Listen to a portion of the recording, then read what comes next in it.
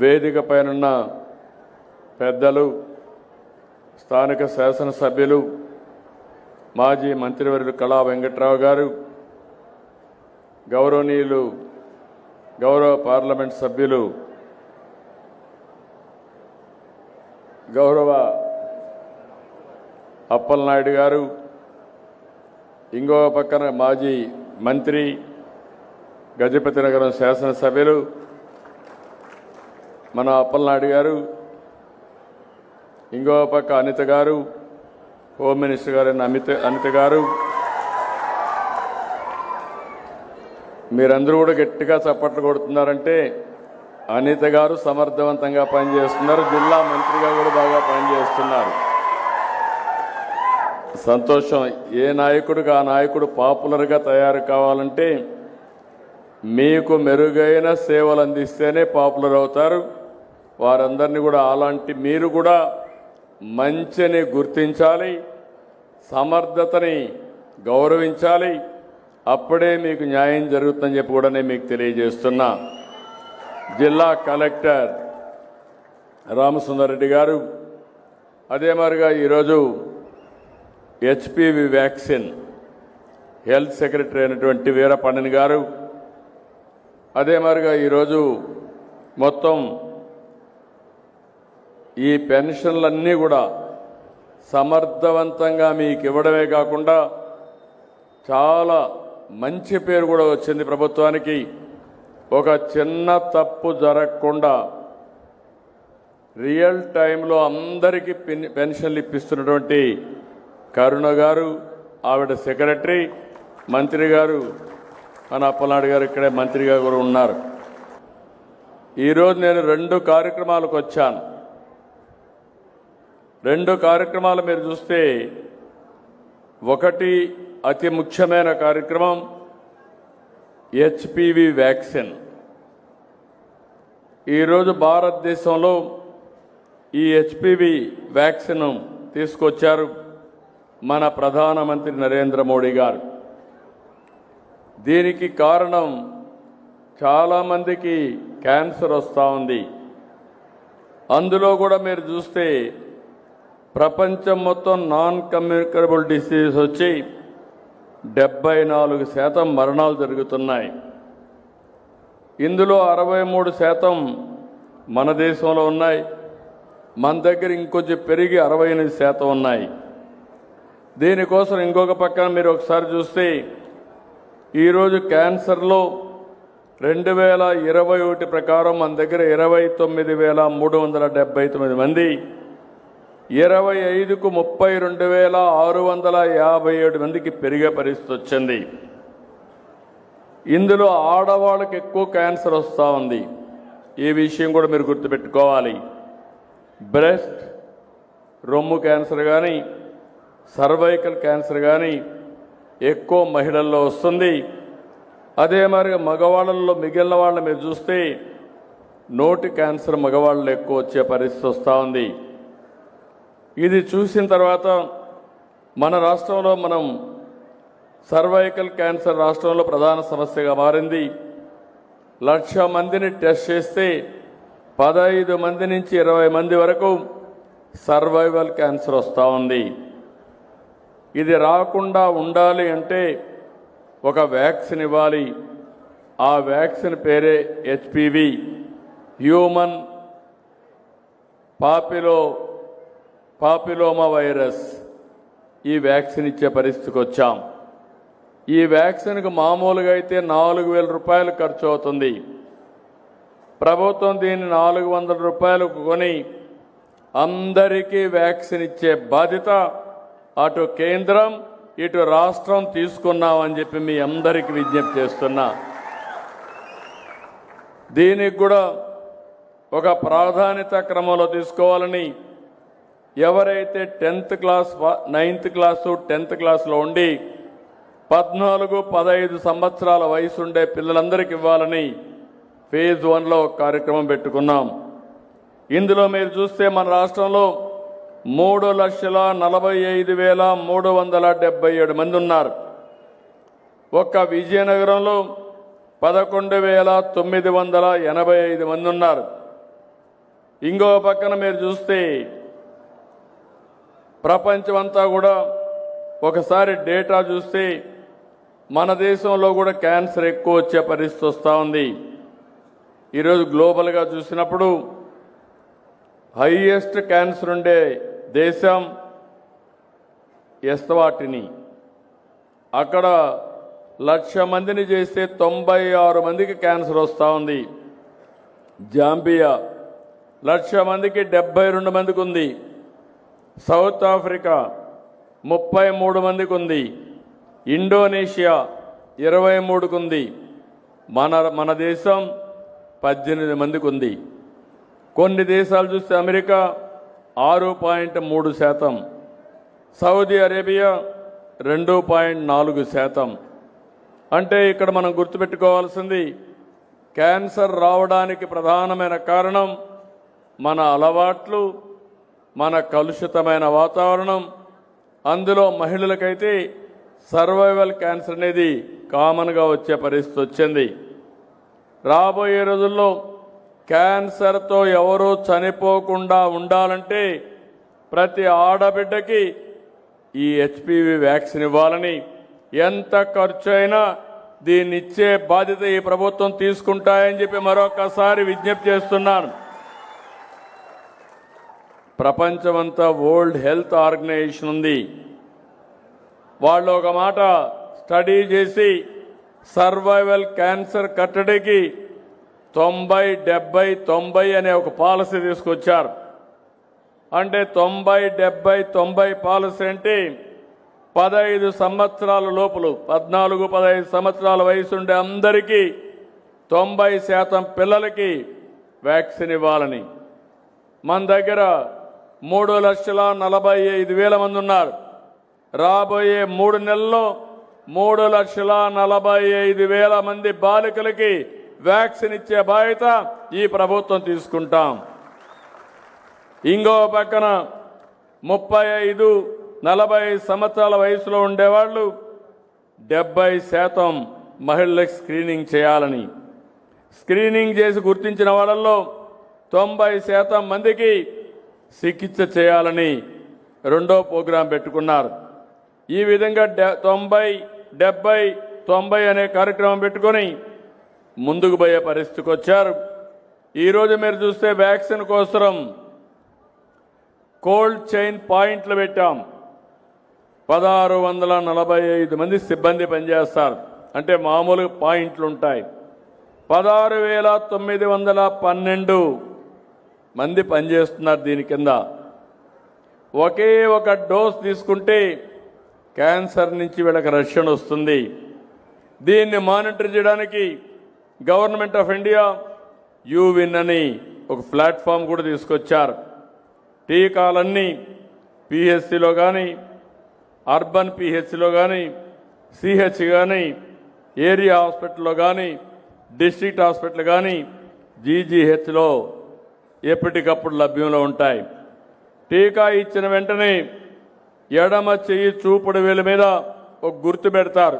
ఎలక్షన్లో మనకు పెడతారు ఇక్కడ టీకా అయిందని. టీకా ఇచ్చిన వెంటనే 30 నిమిషాలు పర్యవేక్షణలో పెడతారు. వ్యాక్సిన్ తర్వాత ఏమైనా సైడ్ ఎఫెక్ట్స్ ఉంటే అక్కడే డాక్టర్ ఉండి ట్రీట్మెంట్ కూడా ఇచ్చే కార్యక్రమానికి శ్రీకారం చుట్టారు. ఈ వ్యాక్సిన్ వల్ల ఎలాంటి ఇబ్బంది లేదు, ప్రమాదం కూడా లేదు. ఇది సురక్షితం. చిన్న నొప్పి కానీ 2-3 రోజులు చిన్న జ్వరం వచ్చినా తగ్గిపోయే పరిస్థితి వస్తుంది. నేను ఇక్కడుండే రాష్ట్రంలో ఉండే అందరికీ విజ్ఞప్తి చేస్తున్నా, 14-15 సంవత్సరాలు ఉండే ఆడపిల్లలందరూ 100% మీరు వ్యాక్సిన్ వేసుకోవాలి. తల్లిదండ్రులకు విజ్ఞప్తి చేస్తున్నా, ఒక బాధ్యత కలిగిన తల్లిగా, బాధ్యత కలిగిన తండ్రిగా నీ పిల్లవాళ్ళకి జీవితంలో ఎప్పుడు కూడా సర్వైకల్ క్యాన్సర్ రాకూడదంటే హెచ్పివి వ్యాక్సిన్ వేయించే బాధ్యత మీరు తీసుకోవాల్సిందిగా మిమ్మల్ని అందరినీ కోరుతున్నాం. ఒకప్పుడు మనం పోలియో చుక్కలు వేసాం. అంతమును పోలియో చుక్కలు వేయకుండా ఉన్నప్పుడు చాలామంది సక్రమంగా పుట్టినా ఈ పోలియో ఇంపాక్ట్తో వికలాంగులుగా తయారయ్యే పరిస్థితి వచ్చారు. ఈరోజు ఈ పోలియో చుక్కల వల్ల చాలా వరకు ఆ ఇమ్యునైజేషన్తో కంట్రోల్ అయ్యే పరిస్థితి కూడా వచ్చిందని చెప్పి నేను మీకు తెలియజేస్తున్నా. మన రాష్ట్రంలో క్యాన్సర్ స్క్రీనింగ్ పరీక్షలు చేశాం. 1,72,1,72,00,000 మందిని ఇది చేస్తే నోటి క్యాన్సర్ స్క్రీనింగ్ 90,30,000 మంది మహిళలకు breast cancer, cervical cancer screening ఇవన్నీ కూడా చేశాం. నోటి క్యాన్సర్ మీరు చూస్తే 5,07,590 మంది రాష్ట్రంలో నోటి క్యాన్సర్ వచ్చేవాళ్ళు ఉన్నారు. బ్రెస్ట్ క్యాన్సర్ ఉండేవాళ్ళు 2,50,897 మంది ఉన్నారు. సర్వైకల్ క్యాన్సర్ వచ్చిన వాళ్ళు 3,40,154 మంది ఉన్నారు. నేను ఒకటే హామీ ఇస్తున్నాను, ఈ రాష్ట్రంలో క్యాన్సర్ని నివారించడానికి, క్యాన్సర్ రాకుండా ఉండడానికి హెచ్పివి వ్యాక్సిన్ ఒకటే కాదు, అనేక చర్యలకు శ్రీకారం చుట్టామని మరొక్కసారి మీ అందరికీ హామీ ఇస్తున్నా. ఇది నేను ఒకే మాట చెప్పాను, వెల్తీ హెల్తీ హ్యాపీ సొసైటీ. ఆరోగ్యం ఆనందాన్ని ఇస్తుంది. అదే మాదిరిగా సంపద, ఆదాయం కూడా పెంచుకోగలిగితే జీవన ప్రమాణాలు పెరుగుతాయి. ముందు ఆరోగ్యం కోసం మీరు ఒకసారి చూస్తే క్యాన్సర్ కోసం కర్నూలులో 55 కోట్లతో స్టేట్ క్యాన్సర్ ఇన్స్టిట్యూట్ ఎస్టాబ్లిష్ చేశాం. ఇంకో పక్క బడ్జెట్లు అయితే 19,305 కోట్ల రూపాయలు ఖర్చు పెడుతున్నాం. ఈ విషయం మీరు గుర్తుపెట్టుకోవాలి. రాష్ట్రంలో మీ అందరి ఆరోగ్యం కాపాడడానికి 6% బడ్జెట్ 19,000 కోట్ల రూపాయలు ఖర్చు పెడుతున్నాం. ఇంకో పక్కన కొత్తగా నేను ఒకటి తీసుకొచ్చాను. అందరికీ అంటే మధ్యతరగతి కుటుంబాలను కూడా కవర్ చేస్తూ ఉచితంగా 2,50,000 వరకు ఇన్సూరెన్స్ చేసి మీ అందరి ఆరోగ్యాన్ని కాపాడే బాధ్యత తీసుకున్నాం. మీకు ఎలాంటి ఆరోగ్య సమస్య వచ్చినా మీరు నేరుగా హాస్పిటల్కి వెళ్తే 2,50,000 వరకు ఉచితంగా ట్రీట్మెంట్ ఇస్తాం. ఆ తర్వాత మీరు చూస్తే అర్హులైన వాళ్ళకందరికీ ఎన్టీఆర్ వైద్య సేవ, మిగిలిన కార్యక్రమాలన్నీ పెట్టి 25 లక్షల వరకు మీకు ఆరోగ్యానికి డబ్బులు ఇచ్చే బాధ్యత ఈ ప్రభుత్వం తీసుకుంటున్నామని చెప్పి కూడా నేను మీకు తెలియజేస్తున్నాను. అట్లని చెప్పి మీరంతా అనారోగ్యం అయిపోయి ఏదంటే అది తింటే అది మంచిది కాదు. ఈరోజు మీరు గుర్తుపెట్టుకోవాలి, మన అనారోగ్యానికి కారణం ఈరోజు రాష్ట్రంలో మీరు చూసినప్పుడు మీరు తినే తిండి, మనం తినే తిండిలో మీరు వాడే క్రిమి సంహారక మందులు, ఎరువులు విపరీతంగా వేస్తున్నాం. ఎలాంటి ఎరువులు వేస్తున్నామంటే పంట ఎక్కువ వస్తుందని యూరియా వేస్తున్నాం, చౌకగా వస్తుందని. అదే మరి ఒక్కసారి కాకుండా ఆ మందుల షాప్ వాళ్ళు చెప్పారని 10 సార్లు ఈ క్రిమి సంహారక మందులు కొడుతున్నాం. ఈ రెండు ఎక్కడైతే వాడారో అక్కడ క్యాన్సర్ వచ్చే పరిస్థితి వస్తూ ఉంది. ఈ విషయం మీరు గుర్తుపెట్టుకోవాల్సిన అవసరం ఉంది. నేను ఇవన్నీ కూడా సైంటిఫిక్గా అధ్యయనం చేస్తున్నాం. ఇప్పుడు అందుకే ఒక కొత్త ప్రాజెక్ట్ ఒకటి తీసుకొచ్చాం, సంజీవని ప్రాజెక్టు. ఇది భారతదేశంలోనే ప్రపంచంలోనే ఒక ఆదర్శమైన కార్యక్రమం. మీ అందరికీ జ్ఞాపకం ఉంటుంది, సంజీవని మొక్క, ఔషధ మొక్క. ఆ రోజు లక్ష్మణుడు మూర్చబోతే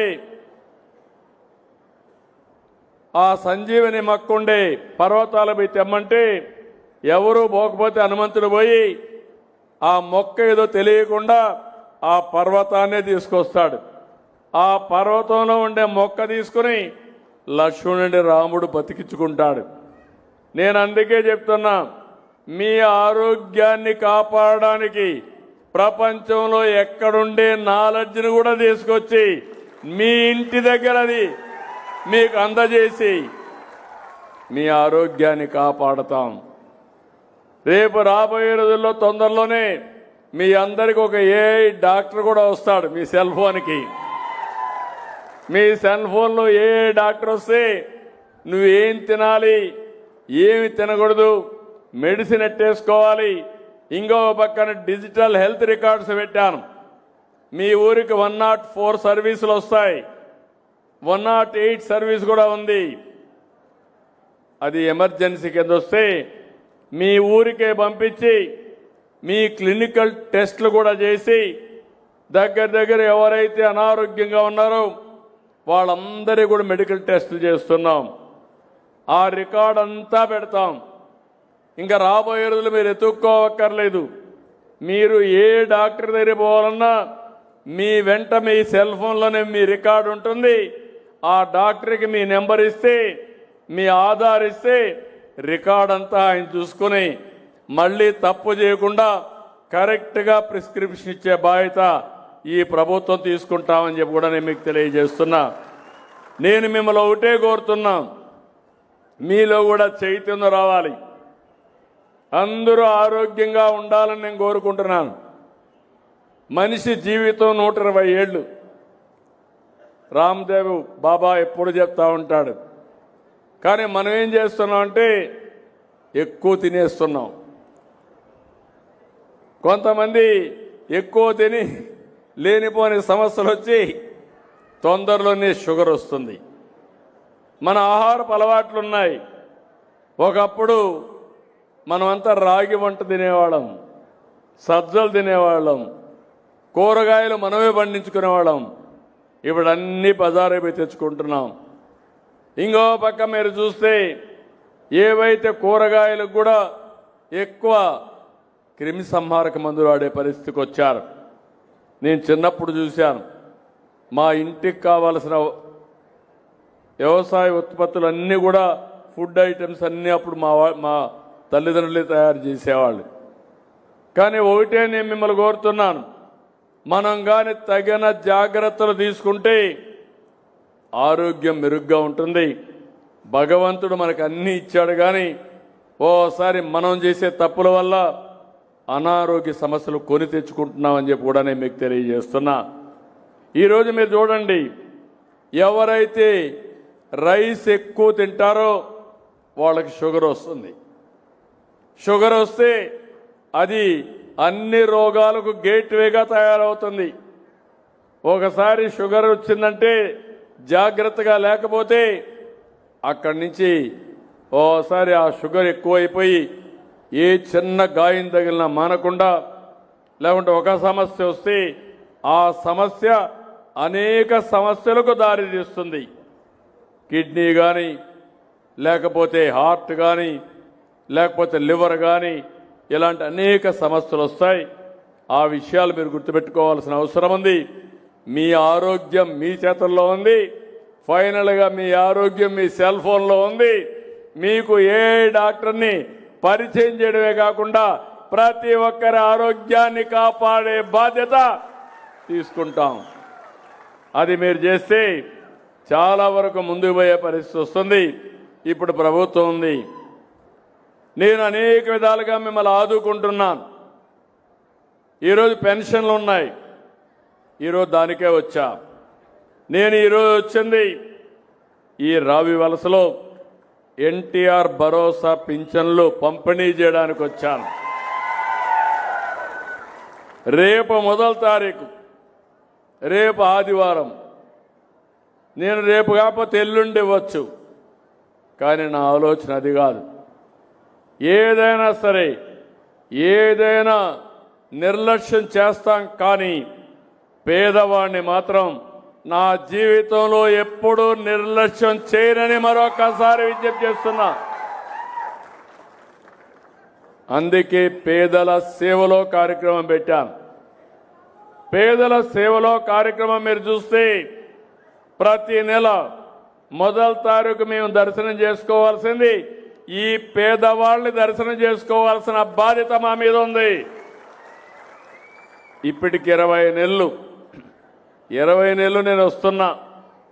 మా కలెక్టర్లు బొమ్మన్నాను, ఎమ్మెల్యేలు ఎంపీలు బొమ్మన్నాం, ఎన్డీఏ నాయకులు ఉన్నారు. ఎన్నికల్లో మీకు హామీలు ఇచ్చారు, మేము పింఛన్ ఇప్పిస్తామని 4,000 రూపాయలు ఇప్పిస్తాం, వికలాంగులకు 6,000 రూపాయలు ఇప్పిస్తామని చెప్పారు. ఈరోజు వాళ్ళ మాట మీరు నమ్మి ఓట్లేశారు.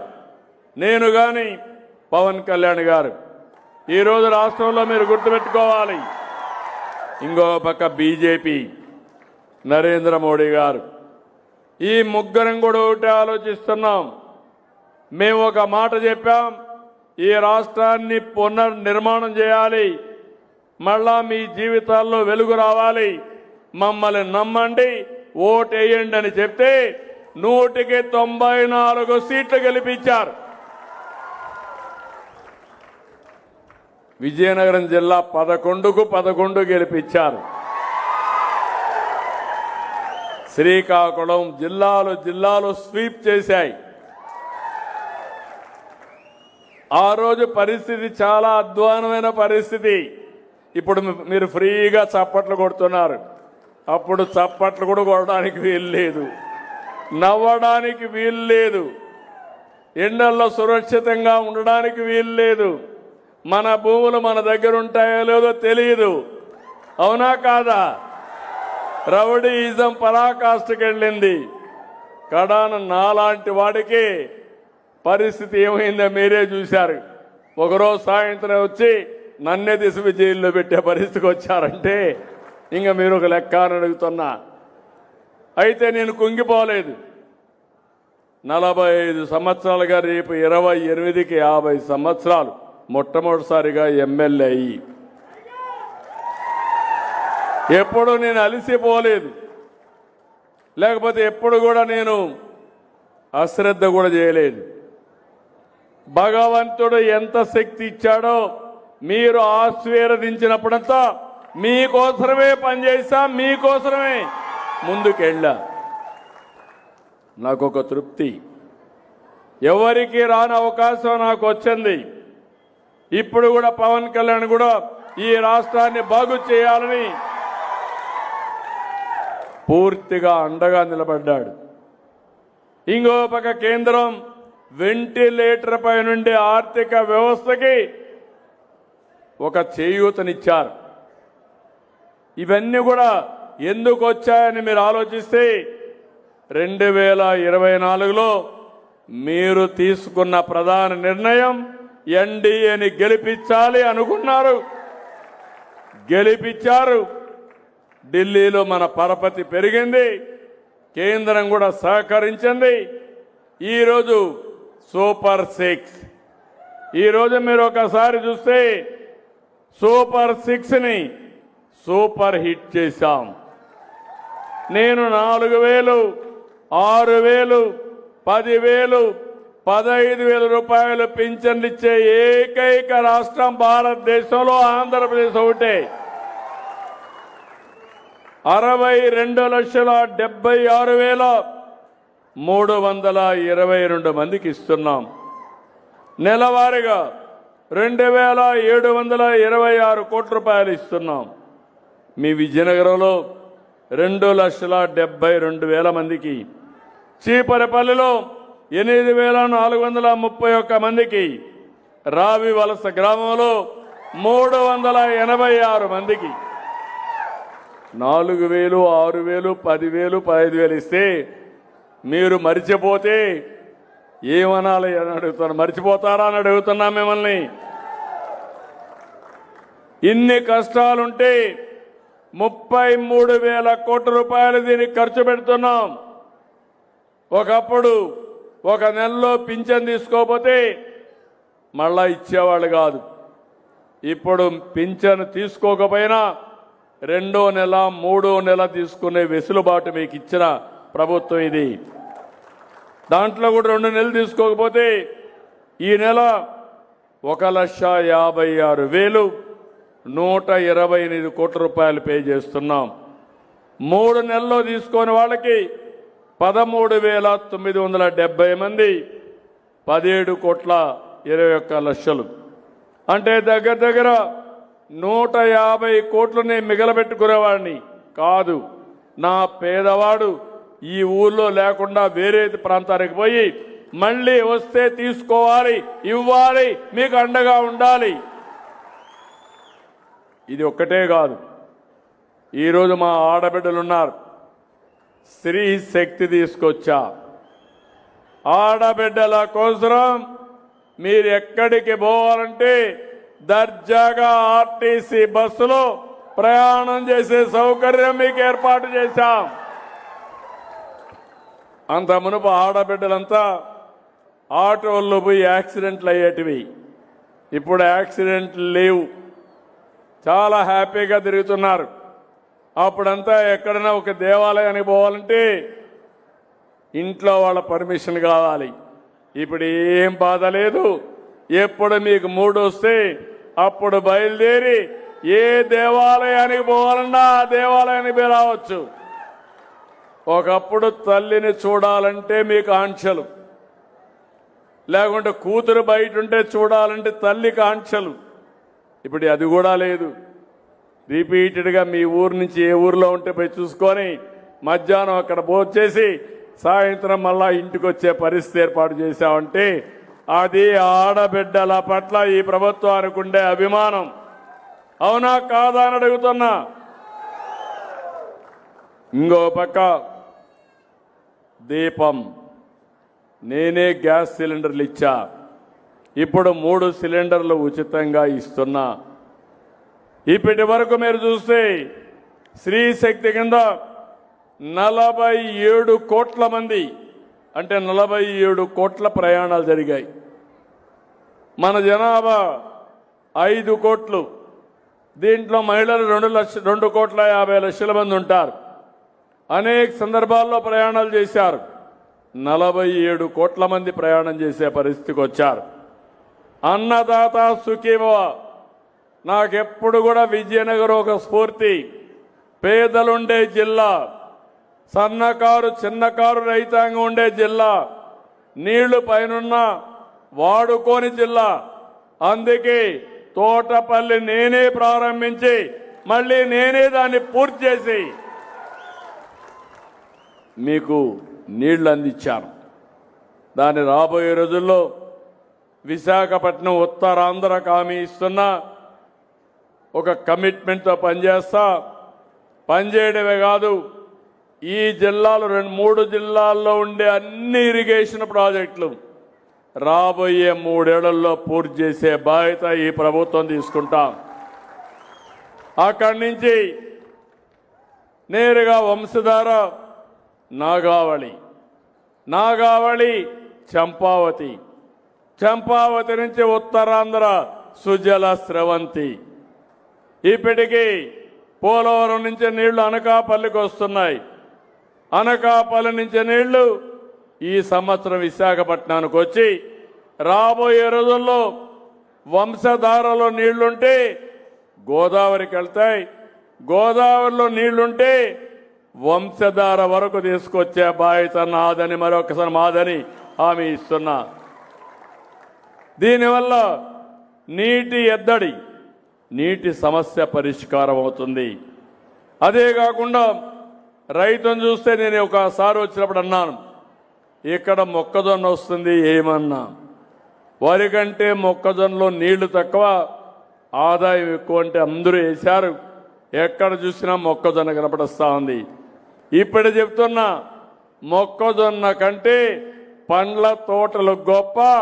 విజయనగరం ఉద్యానవనంగా చేసే బాధ్యత మీరందరూ తీసుకోవాల్సిన అవసరం ఉంది. కలెక్టర్కి స్పష్టమైన ఆదేశాలు ఇచ్చాను, వర్కౌట్ చేస్తున్నాడు. రాబోయే 2 ఏళ్లలో ఒక 40 నుంచి 50 వేల ఎకరాల్లో పండ్ల తోటలు కానీ కూరగాయలు కానీ వేయించే బాధ్యత ఈ ప్రభుత్వం తీసుకుంటామని మీ అందరికీ హామీ ఇస్తున్నా. విశాఖపట్నం ఒక మెగా సిటీగా తయారవుతుంది. నేరుగా విశాఖపట్నం నుంచి ఇక్కడ పండించిన పంటలు సముద్ర మార్గంలో, విమాన మార్గాల్లో దేశం మొత్తం విదేశాలకు కూడా మనం పంపించే అవకాశాలు ఉంటాయి. అదే సమయంలో ప్రతి రైతుకు హామీ ఇచ్చాను. అన్నదాత సుఖీభవ 20,000 రూపాయలు ఇస్తానని చెప్పాం. అంత మునిపిచ్చింది మీకు 7,500 ఇస్తే ఆర్థిక ఇబ్బందులున్నా మనం 14,000 ఇచ్చాం. గవర్నమెంట్ ఆఫ్ ఇండియా 6,000 ఇచ్చింది. మొత్తం ఎన్డీఏ 20,000 రూపాయలు ప్రతి ఒక్క రైతుకి ఇచ్చే కార్యక్రమానికి శ్రీకారం చుట్టాం. పిల్లలకు డిఎస్సి 15,941 మంది టీచర్ పోస్టులు భర్తీ చేశాం. 5 ఏళ్ళలో ఒక టీచర్ పోస్ట్ భర్తీ చేయలేదు.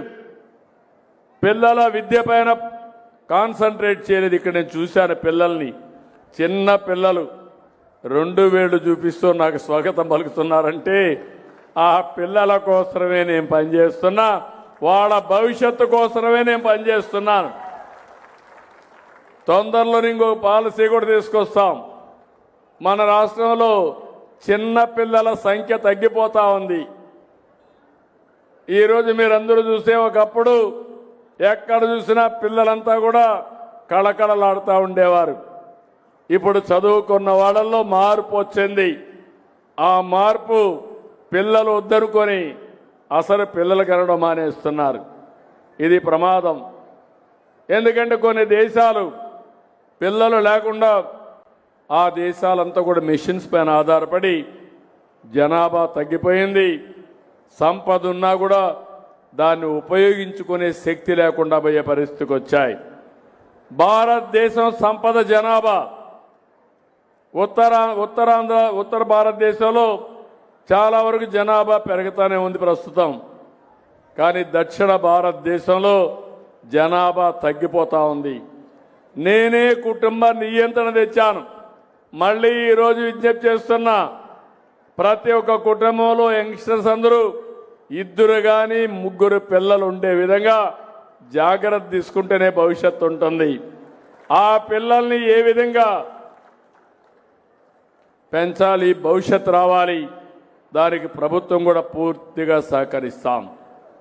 ఉద్యోగాలు కల్పిస్తాం, మంచి చదువు కల్పిస్తాం, ఎలాంటి అనారోగ్య సమస్యలు లేకుండా చూస్తాం, పరిశ్రమలకు ప్రాధాన్యత ఇస్తాం. ఇవన్నీ కూడా చేస్తామని చెప్పి నేను మీకు తెలియజేస్తున్నా. ఇంకో పక్క నేను 3 విషయాలు చెప్పాను. ఒకటి, సూపర్ 6 సూపర్ హిట్ చేస్తామని. 2, అభివృద్ధికి పరుగులెత్తిస్తానని ఆ రోజు హామీ ఇచ్చాను.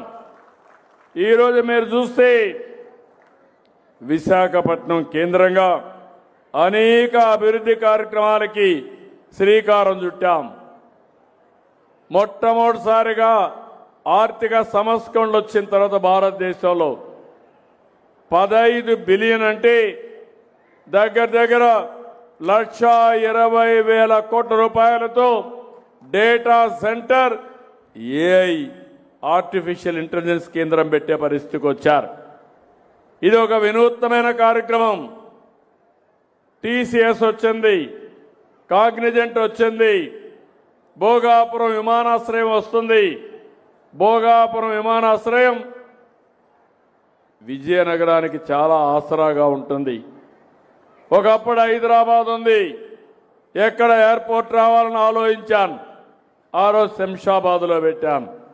దానికి కారణం అటు మహబూబ్నగర్ జిల్లా, రంగారెడ్డి జిల్లా, నల్గొండ, విజయవాడ, కర్నూలుకి సెంటర్గా ఉంటుందని పెట్టాను. ఈరోజు హైదరాబాద్ అభివృద్ధి అయిందంటే ఆ విమానాశ్రయమే కారణం అని చెప్పి మరొక్కసారి మీ అందరికీ విజ్ఞప్తి చేస్తున్నా. ఇప్పుడు నేను పెట్టే విమానాశ్రయం భోగాపురంలో వస్తుంది. భోగాపురం విజయనగరానికి దగ్గర, మీ జిల్లాకు దగ్గర. రేపు 3 జిల్లాలు శ్రీకాకుళం, విజయనగరం, విశాఖపట్నం ఒక బ్రహ్మాండమైన నగరంగా తయారు కావడమే కాకుండా ఉపాధి అవకాశాలు మెరుగవుతాయి. మీ భవిష్యత్తు బాగుంటుందని చెప్పి కూడా నేను మీకు తెలియజేస్తున్నా. ఇలాంటి అనేక అభివృద్ధి కార్యక్రమాలు ఇప్పుడు మూలపేట పోర్టు తీసుకొస్తున్నాం. టూరిజానికి ఎక్కువ ప్రాధాన్యత ఇచ్చాం. విజయనగరంలో ట్రైబల్ యూనివర్సిటీ కూడా తొందరలోనే పూర్తి అవుతుంది. ఇవన్నీ చేసి ఈ ఉత్తరాంధ్రలో ఖనిజ సంపద ఉంది. ఏదైతే సముద్రంలో ఉండేటువంటి ఇసుక కొన్ని విలువైనటువంటి ఖనిజ సంపదగా ఉంది. రేరెస్ట్ మినరల్ మెటీరియల్స్ ఉన్నాయి. దీంట్లో నుంచి కానీ ఫ్యాక్టరీస్ పెడితే మన పిల్లలకు ఉద్యోగాలు వస్తాయి. ఇంకా ఇవి అటామిక్ ఎనర్జీకి వీటికన్నిటి కూడా ఉపయోగపడుతుంది.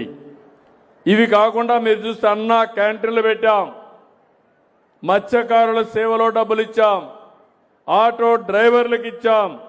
నేను ఈరోజు ఒకే ఒక విషయం చెప్తున్నాను, నేను అందరి వాడిని. పేదవాడు ఎక్కడుంటే అక్కడ నేను ఉంటా, పేదవాళ్లకు తోడుగా ఉంటా.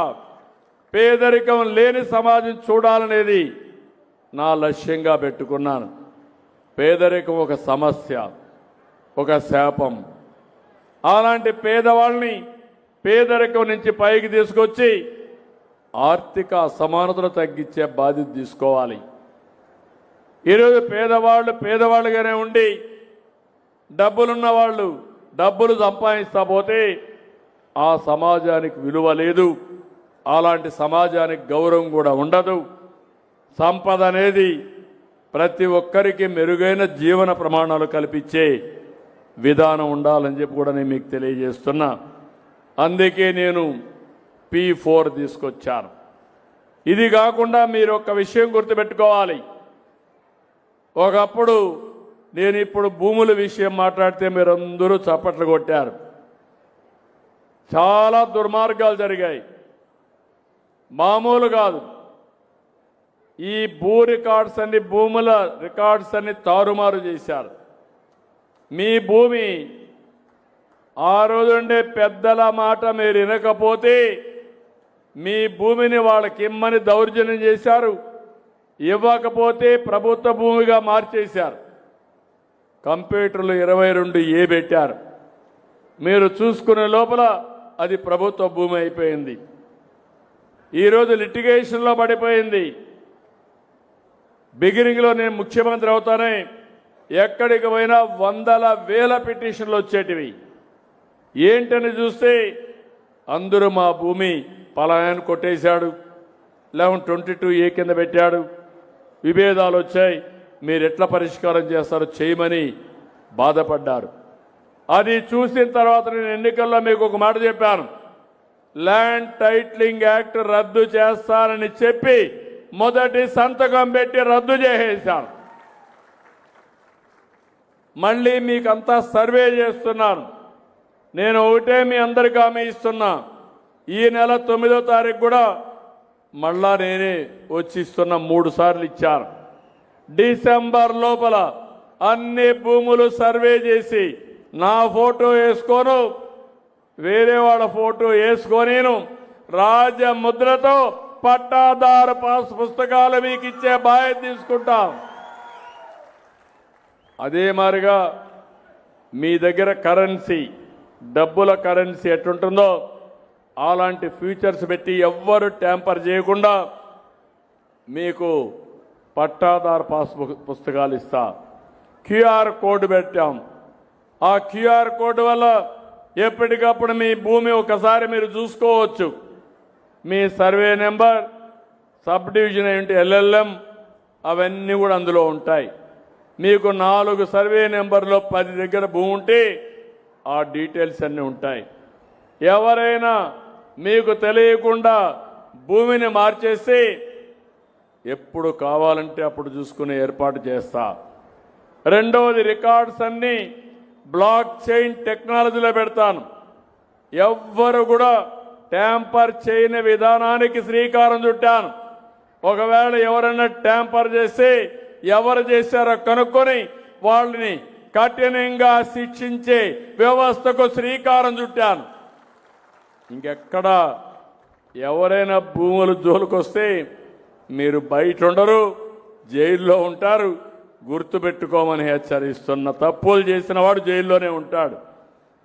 ఇంకొక పక్క నేను సుపరిపాలన మీకు అందరికీ చెప్పాను.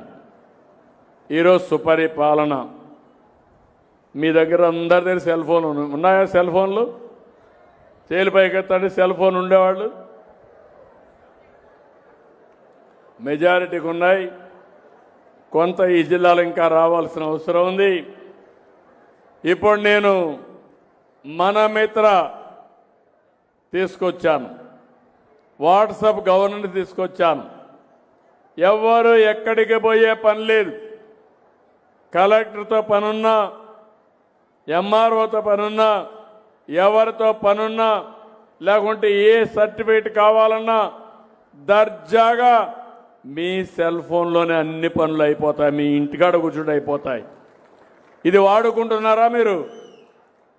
నేను చెప్పిన మన మిత్ర మాకు తెలిసిన వాడు చేలు పైకెత్తండి. రామసుందర్ రెడ్డి చూసావు, నెంబర్ తక్కువ ఉంది, ప్రోగ్రామింగ్గా రీచ్. చేలు పైకెత్తండి. మాకు మన మిత్ర తెలుసు అనేవాళ్ళు ఇంకా చాలామంది. ఓకే, మాకు ఫోన్ తీయండి, నించడమ్మా. మాకు ఫోన్ ఉంది, మన మిత్ర తెలియదని వాడు చేలు పైకెత్తండి. ఒకసారి లేచినప్పుడు కొంచెం చూడు. కలెక్టర్కి చూపిస్తున్నా. నేను ప్రోగ్రాం పెట్టడం కాదు, ఆ ప్రోగ్రాం ప్రజల్లోకి తెలిసి ప్రజలు దాన్ని సద్వినియోగం చేసుకున్నప్పుడే ఆ ప్రోగ్రాంకి విలువ ఉంటుంది. ఆ విషయమే చెప్పా. ఈ సంవత్సరం లోపల మళ్ళా మీకు కూడా చెప్తున్నా, మీరెవ్వరు కూడా ఎక్కడికి పోయే పని లేదు. చదువు రాకపోయినా పని లేదు. ఒక ఐకాన్ ఉంటుంది, మన మిత్ర కొట్టి ఆ మన మిత్ర ద్వారా వాయిస్లో చెప్పండి. నేను చీపురుపల్లి నుంచి విజయనగరం పోవాలి, నాకు బస్సు ఎప్పుడు వస్తుంది, ఎక్కడ టికెట్ ఉందంటే అదే చెప్తుంది. దాంట్లో నుంచి నీ ఫోన్లోనే డబ్బులు పే చేస్తే బస్సు టికెట్ రిజర్వ్ అయిపోతుంది. ఒకటి కాదు, 950 సర్వీసులు ఆన్లైన్లో పెట్టాను. అన్ని సేవలు ఆన్లైన్లో ఉంటాయి. వాయిస్ మెయిల్ కూడా పెట్టేస్తున్నాను. రేపు రాబోయే రోజుల్లో మీరు ఒక్క మాట పెట్టి నా పని కావాలంటే అక్కడ రికార్డ్ అయిపోయి నువ్వు అడిగిన పని కానీ కరెక్ట్ అయితే ఆటోమేటిక్గా చేసి నీకు చెప్తుంది. ఒకవేళ నువ్వు అడిగిన పని కరెక్ట్ అయ్యి చేయకపోతే ఆ అధికారి పైన కూడా యాక్షన్ తీసుకుంటానని చెప్పి కూడా నేను మీకు తెలియజేస్తున్నా. ఇంక రికార్డు ఉన్నాక ఎవ్వరూ తప్పించుకోలేరు. నేను బిగినింగ్లో అందరికీ చెప్తా, కానీ ఈరోజు మీరు గుర్తుపెట్టుకోవాలి, అధికార యంత్రాంగం కూడా ముందుకు పోతున్నారు. ఒక 20%లోనే సమస్య ఉంది. వాళ్ళను కూడా కోరుతున్నా. నేను మీ దగ్గర నుంచి ఎక్స్పెక్ట్ చేసేది ప్రజలకు మెరుగైన సేవలు అందిద్దాం. మీ బాధ్యత మీరు చేయండి. మీకు పూర్తిగా సహకారంగా ఉండే బాధ్యత నేను తీసుకుంటానని ఉద్యోగస్తులందరికీ విజ్ఞప్తి చేస్తున్నా. రెండోది, రికార్డ్ అంతా అయిపోతుంది. ఇప్పుడు 1,56,000 మంది ఈరోజు మీకు పింఛన్లు ఇచ్చారు. ఏ టైంలో పింఛన్ ఇచ్చారు, ఏ స్పాట్లో పింఛన్ ఇచ్చారు, టెక్నాలజీ వల్ల నాకు వస్తుంది. మళ్ళా మీకు ఒక మెసేజ్ మా కరుణ గారు పంపిస్తారు, మా మంత్రి గారు పంపిస్తారు. ఆ మెసేజ్ ఏంటంటే, మా వాళ్ళు ఏమైనా డబ్బులు అడిగారా, దురుసుగా మాట్లాడారా, గౌరవంగా ఓసారి చేదరించుకున్నారా, ఇవన్నీ కూడా అడుగుతాం. మీరిచ్చిన సమాధానం మొత్తం రికార్డు అయిపోతుంది. 20 నెలలు 1,56,000 మంది రిపీటెడ్గా ఎవరెవరైతే నిర్లక్ష్య వైఖరి అవలంబించారో వాళ్ళ పేర్లు కూడా నాకు వస్తాయి. మర్యాదగా చెప్తా, మోటివేట్ చేస్తా, అతన్ని ట్రైనింగ్ ఇస్తా, మారకపోతే మార్చేదానికి ప్రయత్నం చేస్తా. ఆ తర్వాత మాత్రం మార్పు అనేది రాకపోతే వాళ్ళని వదిలిపెట్టనని చెప్పి మరొక్కసారి మీ అందరికీ హామీ ఇస్తున్నా. ఇది సుపరిపాలన. టెక్నాలజీ యుగంలో ఉన్నాం. ఆ టెక్నాలజీని ఉపయోగించి మీ జీవితాల్లో వెలుగు తేవాలనేది నా కోరిక. కానీ మేము కూడా మారాలని మీలో కూడా ఉండాలి. మీరు ఎన్ని తాపత్రయాలు చేసినా మీరు సరిగా రాకపోతే నేను చేసే ప్రయత్నానికి ఫలితాలు తక్కువగా ఉంటాయి. నేను ఎప్పటికప్పుడు మిమ్మల్ని అడుగుతాను, అవి కూడా సమాధానం చెప్పండి. నేను కానీ మా మంత్రులు కానీ ఎమ్మెల్యేలు కానీ ఎంపీలు కానీ అందరం కూడా సమర్థవంతంగా పనిచేసి ఈ రాష్ట్రాన్ని అభివృద్ధి చేయాలనుకుంటున్నాం. ఇది మంచి సమయం. ఈ సమయంలో ఈ యొక్క విజయనగరం జిల్లాకు ప్రత్యేకంగా నేను ఒక హామీ ఇస్తున్నా. ఈ జిల్లా పేదలుండే జిల్లా, పేదరికం ఎక్కువ ఉండే జిల్లా. జిల్లా కలెక్టర్ కూడా చెప్పా, ఎంతమంది కావాలంటే అంతమందికి బోర్వెల్స్ కూడా వేయించుకోవడానికి మీరు ముందుకొచ్చి వేయించుకుంటే కరెంటు కూడా ఇచ్చి దానికి ఏ విధంగా మనం టైఅప్ చేసి ఎలాంటి ఆంక్షలు లేకుండా భూగర్భ జలాల్ని ప్రతి ఒక్క ఎకరాకు వినియోగించుకునే విధంగా మీకు అండగా నేను ఉంటానని చెప్పి మీకు తెలియజేస్తున్నా. ఎక్కడికక్కడ గడ్డలున్నాయి, వాగులున్నాయి, నదులున్నాయి. ఆ నదుల్లో నీళ్లని తీసుకొస్తే ప్రతి ఎకరా పండించే పరిస్థితి వస్తుంది. విజయనగరం ఈ గ్రామంలో మీరు చూస్తే 9 మీటర్లో ఉంది, నీళ్లున్నాయి. అదే జిల్లా అంతా చూస్తే 4.3 మీటర్లోని నీళ్లున్నాయి ఆవరేజ్న. ఈ విధంగా నీళ్లుండే జిల్లాలు చాలా తక్కువ ఉంటాయి. ఆ నీటిని కూడా ఉపయోగించి ఒక పంట బదులు 2 పంటలు వేసుకోవడం, ఖరీఫ్ రబీ వేయడం, ఆ పంటలు కూడా వాణిజ్య పంటలు వేసుకోవడం, 10 రూపాయలు సంపాదించే మార్గంతో ముందుకు పోవడం. దీంతోనే లాభం లేదు, పరిశ్రమలు రావాలి, అదే మరి సర్వీస్ సెక్టర్ రావాలి. అప్పుడే మన పిల్లలకు ఉద్యోగాలు వస్తాయి, మన ఆదాయం పెరుగుతుంది. ఇలాంటి అనేక కార్యక్రమాలకు శ్రీకారం చుడుతున్నాం. దీనికి పూర్తిగా సహకరించాల్సిందిగా మరొకసారి మిమ్మల్ని కోరుకుంటూ, నేను ఈరోజు ఇక్కడికి వచ్చినప్పుడు మీరు చూపించిన అభిమానం చూస్తున్నాను. దారిలో వస్తూ ఉంటే ఎంత ఆనందంగా చిన్న పిల్లలు, పెద్దవాళ్ళు అందరూ కూడా నాకు స్వాగతం పలుకుతున్నారంటే ఇది నాకు ఒక నిజమైన అనుభూతి, పెద్ద కిక్కు కూడా. ఎందుకంటే ఏ నాయకుడైనా సరే చేసిన పనులు గుర్తిస్తే ఎక్కడా లేని శక్తి వస్తుంది. ఇంకా మీకోసం పనిచేస్తాం. ఎంత పని చేసినా మీరు నీరసంగా ఉంటే మిమ్మల్ని మెప్పించలేక మేము నీరసంలో పడి రాష్ట్రం నీరసంలో పడిపోతుంది. మీరు కూడా మంచిని మంచిగా గుర్తించాలి, చెడును చెడుగా గుర్తించాలి. మీరు నిన్న మొన్న చూశారు వెంకటేశ్వర స్వామి, మీరందరూ కూడా ఇక్కడ ఉండేవాళ్ళు తిరుమలకి వెళ్తారనుకుంటే వెళ్తున్నారా? భక్తి ఉందా మీ అందరికీ? 5 ఏళ్ళు 19, 24 తిరుమలకి వెళ్ళారా మీరు? అప్పుడు కొంతమంది వెళ్ళారు. అప్పుడు ప్రసాదం చూశారా మీరు? ఇప్పుడు ప్రసాదం చూశారా అని అడుగుతున్నా. ఈరోజు తిరుపతి లడ్డు, తిరుపతి ప్రసాదాలు ఈరోజు నాణ్యత పెంచడమే కాకుండా నిర్వహణ కూడా సమర్థవంతంగా చేస్తున్నాం. కానీ 19, 24లో ఒక కుట్రపూరితమైన రాజకీయం చేశారు. దేవుని ప్రతిష్ట, దేవుని యొక్క పవిత్రత దెబ్బతీయడానికి ప్రయత్నం చేశారు.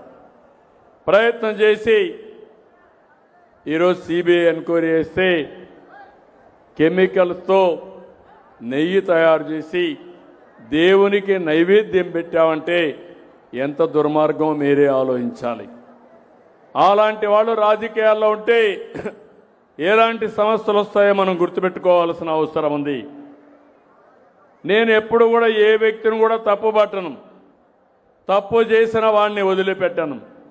కడాన మనకు తప్పు చేయడమే కాకుండా దేవుడికి కూడా అన్యాయం చేసే పరిస్థితి వస్తే, దేవునికి కూడా ద్రోహం చేసే పరిస్థితి వస్తే ఇలాంటి వారిని వదిలిపెట్టొచ్చునా అని మిమ్మల్ని అడుగుతున్నా. మీరు గుర్తుపెట్టుకోవాల్సిన అవసరం ఉంది. మన దేవుడు నేను బజార్లోకి లాగాలనుకోలేదు.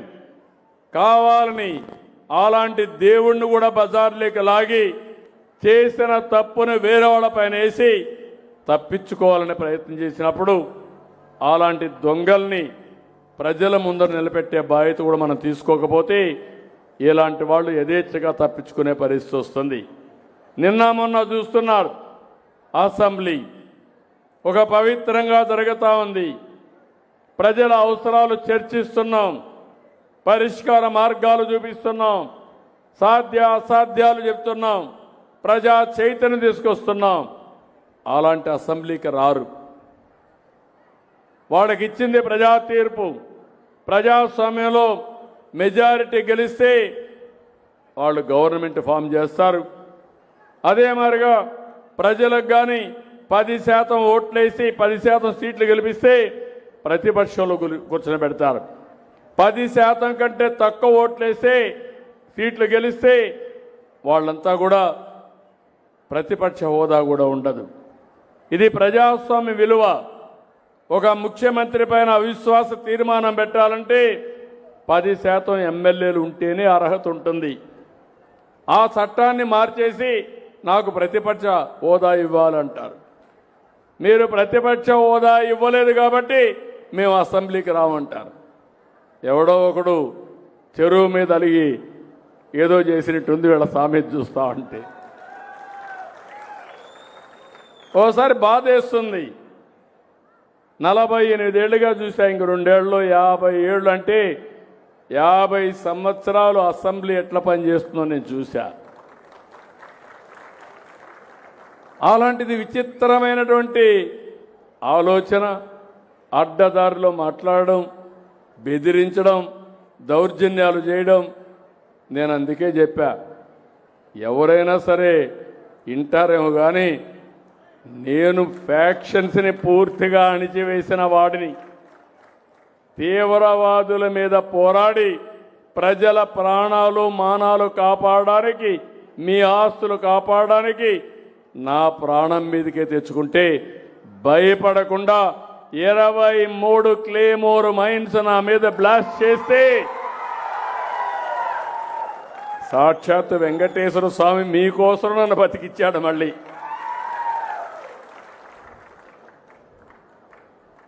ముఠా నాయకత్వాన్ని పూర్తిగా రూపుమాపాను.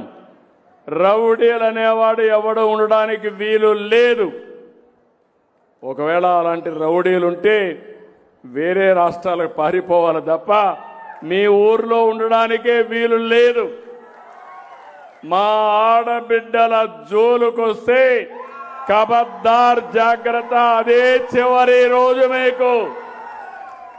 ఆ తర్వాత మీరు గట్టెక్కరు, బయట తిరగలేరు. అదే చివరి రోజు.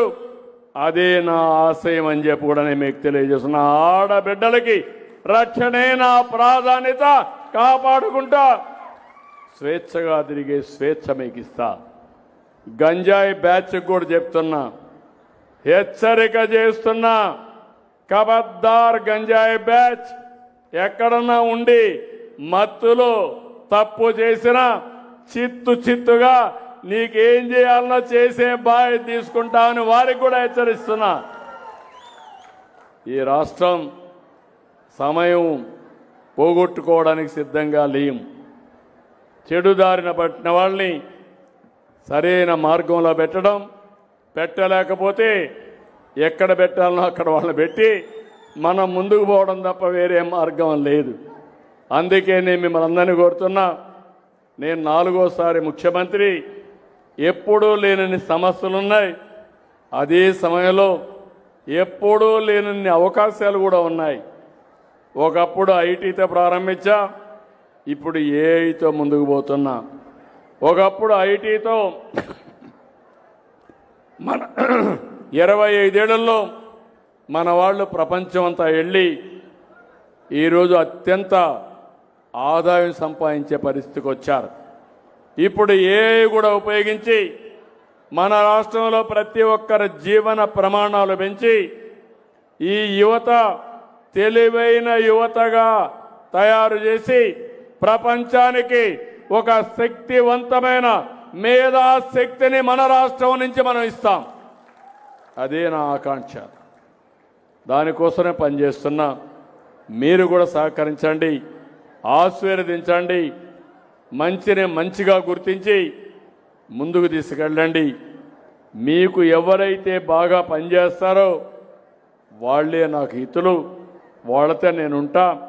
మంచిని తీసుకుని నా ఆలోచన ఒకటి 2047 స్వర్ణ ఆంధ్రప్రదేశ్లో దేశానికి నెంబర్ 1 రాష్ట్రం ఏదంటే దానికి చిరునామాగా ఆంధ్రప్రదేశ్ ఉంటుంది. ఏది 47కి చెప్పి అంతవరకు నేనేదో మాయమాటలు చెప్పడానికి సిద్ధంగా లేను. 47కి 54 లక్షల రూపాయల ఆదాయం రావాల్సి వస్తే 5 ఏళ్లలో ఏం చేస్తాం, సంవత్సరం ఏం చేస్తాం, ఒక నిర్దిష్టమైన లక్ష్యాలు పెట్టుకుని దాన్ని సాధించడానికి ముందుకు పోతున్నా.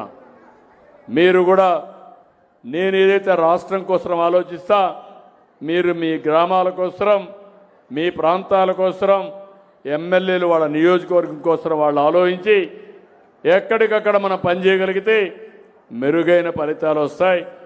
అందుకే మళ్ళీ కోరుతున్నా. ఈరోజు మిమ్మల్ని చూసినప్పుడు ఒకసారి నేను కూడా ఎక్కువ ఉత్సాహం వచ్చి 2 నిమిషాలు ఎక్కువ కూడా మాట్లాడుతూ ఉంటాం. అది ఎందుకంటే నేను అనుకున్నట్టు మీకు అర్థం కావాలని నేను చెప్తున్నా. మీరు అర్థం చేసుకుంటారని చెప్పి ఆశిస్తూ మరొక్కసారి ఈ కార్యక్రమానికి వచ్చిన మిమ్మల్ని అందరినీ పేరు పేరున మనస్ఫూర్తిగా అభినందిస్తూ అందరికీ నమస్కారాలు. జై హింద్, జై జన్మభూమి.